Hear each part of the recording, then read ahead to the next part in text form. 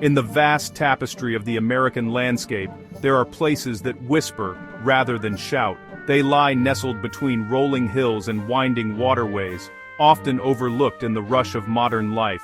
Here, in the state of Maryland, beyond the well-trodden paths of its bustling cities, lies a different world. A world of quiet towns and ancient stories where time itself seems to move at a different pace, governed not by the clock, but by the turning of the seasons and the gentle ebb and flow of the tide. This is a journey into that hidden heart. We will venture far from the familiar, into corners of the state where nature still holds sway, and history is etched into the very stones of the buildings. These are not merely places on a map. They are living, breathing communities, each with a unique character forged by its landscape and its past. From the misty peaks of the Appalachian Mountains to the sun-drenched shores of the Chesapeake Bay, a remarkable diversity of life and culture awaits. The stories of these places are as rich and complex as any ecosystem. Our exploration will reveal tales of resilience, of communities that have weathered the storms of history, and the challenges of change. We will see how the land has shaped the people, and how the people, in turn, have left their indelible mark upon the land. With the rustle of wind through ancient forests and the cry of gulls over salty marshes as our guide, we begin our search for Maryland's hidden gems. What we find may surprise us, for in these quiet corners, the soul of a land is most profoundly revealed. Our journey begins in the far west, where the land rises to meet the sky. Here, folded within the ancient embrace of the Appalachian Mountains, lies a place of profound solitude. Flintstone. This is not a town in the conventional sense, but a whisper of a community. A scattering of souls numbering fewer than 200. It is a refuge, a sanctuary for those seeking to escape the clamor of the world. The air here is different, thin, crisp, and filled with the scent of pine and damp earth. The landscape itself is the dominant character in this story. Immense forested hills roll away in every direction, their slopes a dense tapestry of oak, maple, and hickory. In autumn, they blaze with a fiery palette of reds and golds, a spectacle of silent, slow-motion grandeur. Life here is dictated by the topography. Roads wind cautiously through valleys, and homes are tucked into clearings, dwarfed by the sheer scale of the wilderness that surrounds them. For the creatures that call this place home, it is a haven. A white-tailed deer, its coat the color of dried leaves, steps delicately from the tree line, its senses alert to the slightest sound. Overhead, a red-tailed hawk circles on a thermal current, its keen eyes scanning the forest floor far below. The only sounds are the sigh of the wind through the high branches and the distant chatter of a mountain stream making its way over moss-covered stones. This profound quiet is Flintstone's most precious resource, a commodity rarer and more valuable than any mineral. In this isolation, a deep connection to the natural world is not a choice, but a necessity. The rhythm of life is slow, deliberate, and deeply intertwined with the cycles of nature. To live in Flintstone is to accept a certain pact with the wild, to understand its power, to respect its boundaries, and to find a unique and enduring peace in its immense silent presence. It is a world apart, a pocket of stillness in a restless nation. We travel eastward, leaving the mountains behind, drawn toward the vast, brackish expanse of the Chesapeake Bay. Along its intricate shoreline, where land and water merge in a delicate dance, we find the town of St. Michael's. At first glance, it is a picture of serene, waterfront charm. Sailboats with tall, white masts rock gently in their slips, and historic storefronts line the quiet streets. But beneath this tranquil surface lies a history of cunning and defiance. This town's identity was forged in the age of sail. Its lifeblood, the timber from nearby forests, transformed by skilled hands into the sturdy vessels that plied these waters. The bay was both its provider and its highway, connecting it to the wider world. But the bay also brought peril. During the War of 1812, the formidable British Navy sailed these waters, their cannons a constant threat to the coastal settlements. St. Michael's, a vital shipbuilding hub, was a prime target for destruction. It was in the face of this threat that the town's legend was born. As enemy warships approached under the cover of darkness, the people of St. Michael's enacted a brilliant deception. They extinguished every light in their homes and businesses, plunging the town into blackness. Then, they hung lanterns high in the tops of the tallest trees and on the masts of the ships in the harbor. The ruse was simple, yet ingenious. The British gunners, aiming for the elevated lights they believed marked the town, fired their cannons too high. Their barrage sailed harmlessly over the rooftops, splashing into the fields and forests beyond. The town was saved not by force of arms, but by a trick of the light, a clever manipulation of perception. Today, St. Michael's is known as the town that fooled the British, a name that speaks to a history of resourcefulness and a deep, enduring connection to its maritime roots. In a secluded corner of southern Maryland, down a winding country road, lies a place where the past is not just remembered, it is palpably present. This is Port Tobacco Village, a community so small it almost defies the definition of a town. With a population that one could count on just a few hands, it exists as a fragment of a world long vanished. What we see today is but a ghost, the quiet echo of what was once a bustling colonial capital. Centuries ago, this was a place of power and influence, a vital center of trade and governance. Its deep-water port, now silted and overgrown, welcomed ships from across the Atlantic. The courthouse, which still stands proudly at its center, heard the arguments of the colony's most important legal minds. The streets, now silent and empty, once bustled with merchants, sailors, politicians, and planters. It was the vibrant heart of a burgeoning colony, but fortunes, like the tides, can turn.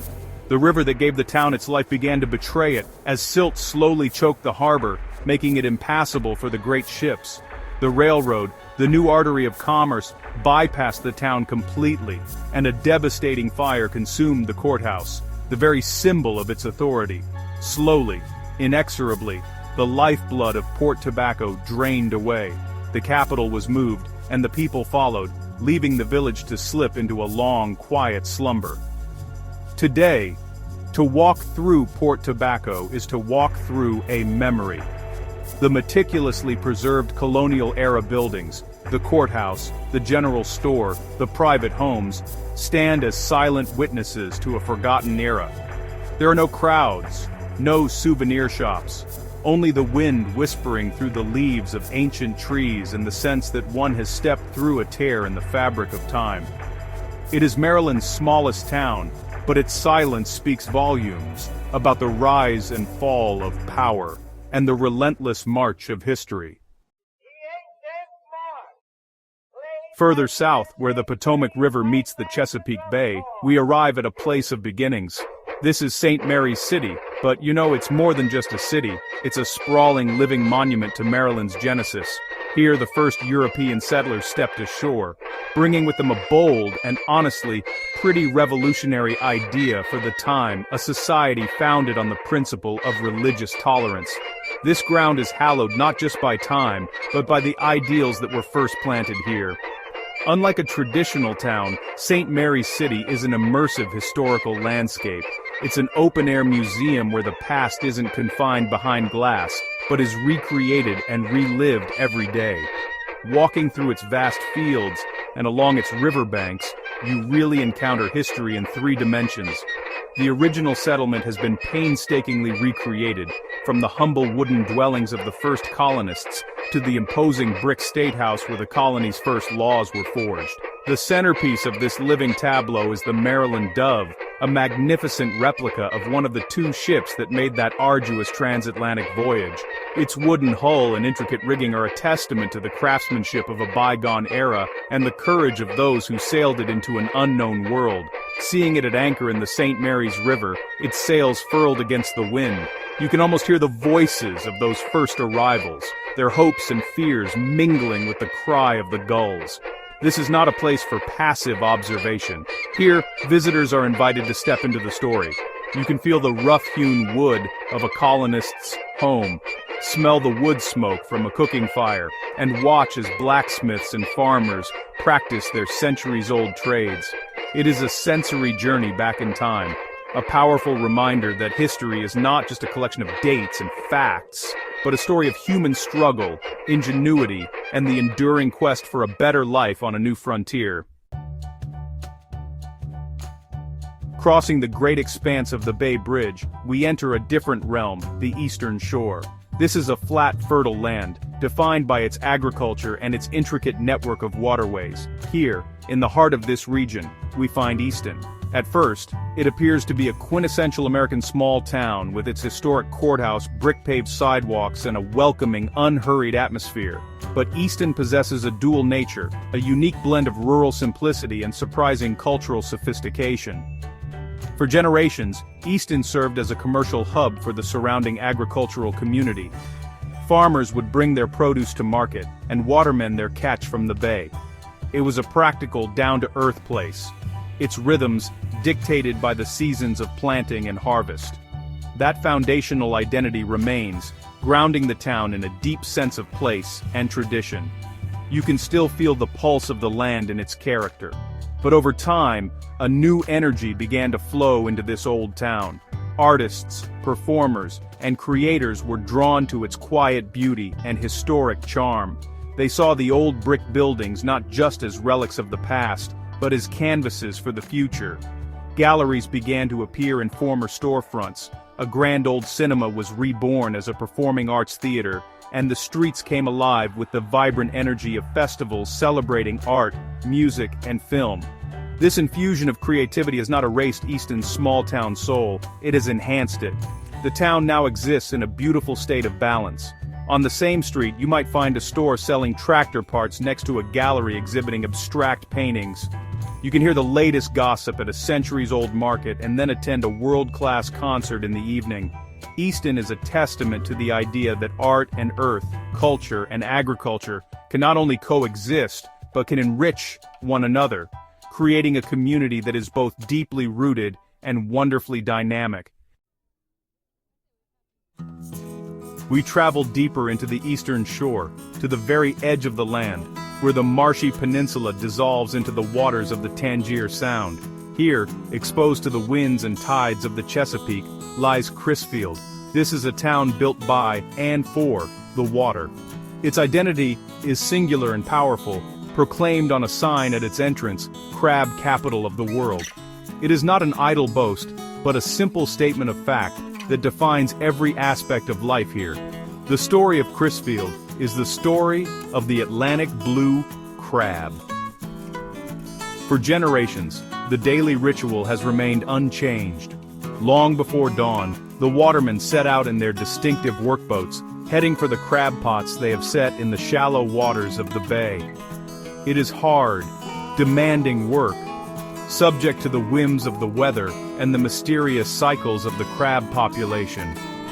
Their return in the afternoon, boats laden with bushels of crustaceans, is the town's lifeblood.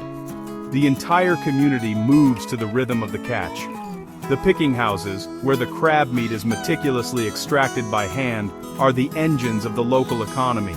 The air is thick with the salty, savory smell of steamed crabs, a scent that honestly just permeates the entire town.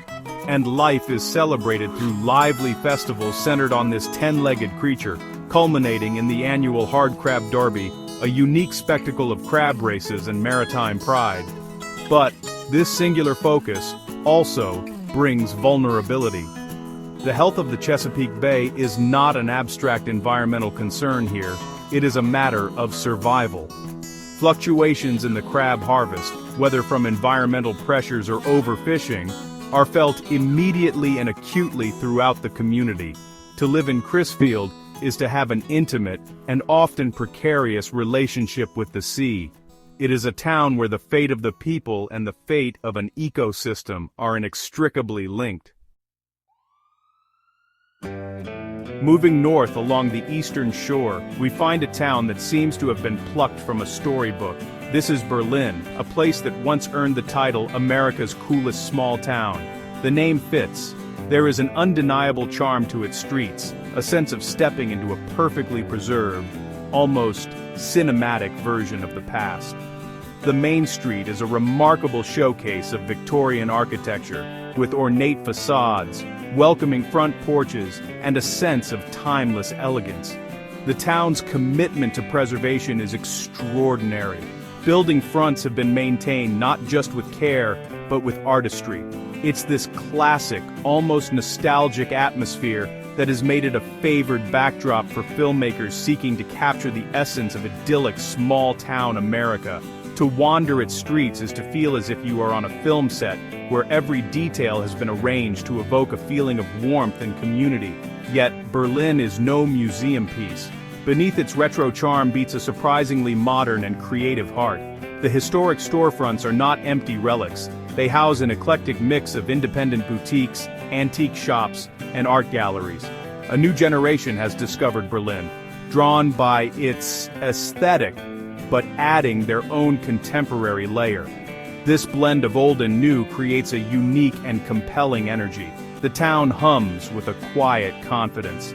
It hosts vibrant community events, from lively music festivals that fill the streets with sound, to quirky competitions that celebrate its unique character.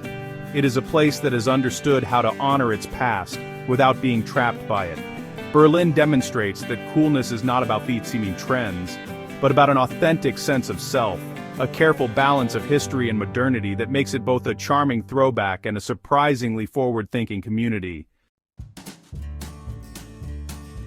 We now turn inland, to the rolling green hills of central Maryland, to a place where the connection to the earth is direct and tangible. This is Woodbine, a rural crossroads community where the landscape is dominated not by buildings, but by fields. It is a town defined by its strong agricultural roots, a place where the soil is the foundation of both the economy and the way of life. The air here smells of fresh-cut hay and fertile ground. Life in Woodbine is organized around the seasons.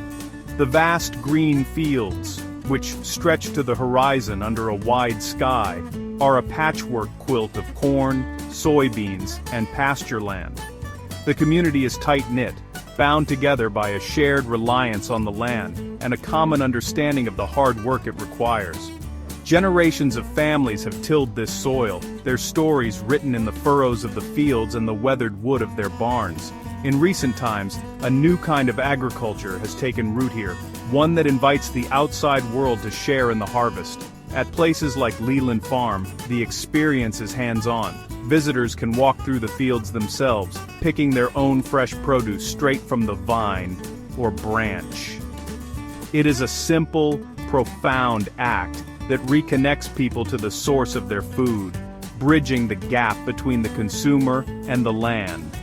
And there are other, more surprising, rural encounters to be had. At Breezy Hill Alpacas, one can come face to face with these gentle, curious creatures, their soft fleece a valuable commodity. It is a part of a modern, diversified agriculture that finds new ways to draw value from the land. Woodbine represents a timeless pact between people and the earth, a place where the rhythms of nature still set the pace for human life, reminding us of the fundamental importance of our connection to the soil. Our journey takes us back to the mountains of western Maryland, to a place that embodies the powerful narrative of industrial glory and subsequent struggle. This is Cumberland, not a small town, but a small city with a colossal past. Nestled in a valley where Wills Creek joins the Potomac River, Cumberland was once a mighty engine of American progress, a vital hub of transportation and industry known as the Queen City. Its golden age was fueled by coal and steel, and powered by the railroad and the C&O Canal, which terminated here. It was the gateway to the West, a bustling metropolis where fortunes were made and the nation's industrial might was on full display. The grand architecture of its downtown, imposing banks, ornate hotels, and a magnificent courthouse, still stands as a testament to that era of immense wealth and confidence. These buildings are echoes of a glorious, thundering past, but the industries that built Cumberland eventually faded. The coal seams, thinned. The canal fell silent, and the railroads consolidated, bypassing the city. Like many industrial centers of its kind, Cumberland fell into a long period of economic hardship. The population declined and the grand old buildings began to show their age. The vibrant pulse of the Queen City slowed to a faint melancholic rhythm. Yet the story does not end there. A new chapter is being written, one of resilience and reinvention. There's a determined effort to breathe new life into this historic city. Incentives are being offered to attract new residents, particularly remote workers who can bring their jobs with them, drawn by the city's affordable cost of living and its stunning natural setting. It is a fight for survival, an attempt to build a new future upon the proud foundations of a glorious past, a quiet struggle happening in the shadow of the mountains. Our final stop is in the state's northeastern corner, in a town with a peculiar and storied past. This is Elkton, a place that once held the title of the Gretna Green of America. For decades, it was the marriage capital of the East Coast. Due to Maryland's lenient marriage laws, couples from surrounding states would flock here to be wed quickly, without waiting periods or blood tests. It was a town built on impulse and romance. At its peak, the wedding industry was a roaring trade. Marriage parlors lined the main street, competing for the business of starry-eyed couples. Ministers became minor celebrities, and the town's economy thrived on the constant stream of newlyweds. It was a quirky, prosperous, and slightly notorious identity that defined Elkton for generations. The town was synonymous with elopement, a place where love, or at least marriage, could be had in an instant. But as other states relaxed their own marriage laws, Elkton's unique advantage disappeared. The stream of couples slowed to a trickle, and the wedding parlors closed their doors one by one. The industry that had been the town's very soul vanished, leaving an economic and identity vacuum in its wake. In the decades that followed, Elkton, like many towns that lose their primary industry, began to face significant challenges. Today, Elkton is a town in transition, grappling with a complex present. It struggles with issues of crime and economic hardship, its romantic past a distant memory for many. Yet even amidst these difficulties, pockets of its history endure. One can still see the old marriage chapels, now repurposed or standing vacant, silent reminders of a bygone era. Elkton's story is a poignant one, a narrative about how a town adapts, or struggles to adapt, when the very thing that made it famous fades into history. Our journey through the hidden corners of Maryland comes to an end. We have traveled from the silent mountains to the bustling bay, from towns frozen in time to those fighting for a new future. Each place we have visited tells a unique story, yet a common thread runs through them all. A profound and enduring connection between people and their environment. These towns are not just collections of buildings. They are living organisms, shaped by the land, the water, and the relentless currents of history. We have seen how a harbor's depth can determine a town's destiny, how a mountain's shadow can offer solitude, and how a single industry can forge an identity that lasts for generations. We have also witnessed the quiet resilience of these communities. In the face of economic change and the passage of time, they adapt, they remember, and they endure. The spirit of a place, it seems, is a remarkably tenacious thing, surviving long after its original purpose has faded. Perhaps the greatest lesson from Maryland's hidden gems is that the character of a land is most clearly revealed in its quietest places. Far from the noise and haste of the modern world, these small towns hold on to something essential, a sense of history, a connection to nature, and the enduring strength of community. They are the keepers of stories, the anchors of memory, and they remind us that even in a fast-changing world, some things of great value are found by slowing down and looking closer.